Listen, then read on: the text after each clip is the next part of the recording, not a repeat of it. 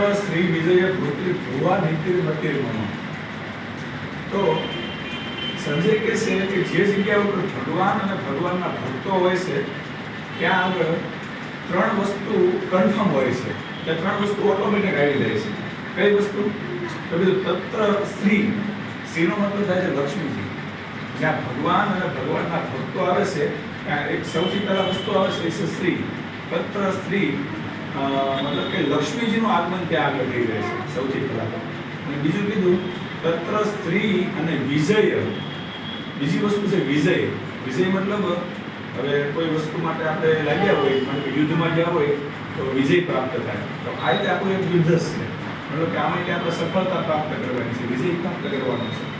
તો વિજય પ્રભુ વિજય પ્રાપ્ત કરશે, કારણ કે આમાં તે ભગવાનના સેવામાં, ભગવાનની ભક્તિમાં અને સાધુ સંતો પ્રત્યે, ભક્તો પ્રત્યે એમનો લગાવ એક અલગ છે. અને સેવા પણ ખૂબ સુંદર અમે જોઈ રહ્યા છીએ કે વર્તમાન સમયમાં સારી રીતે કરી રહ્યા છે.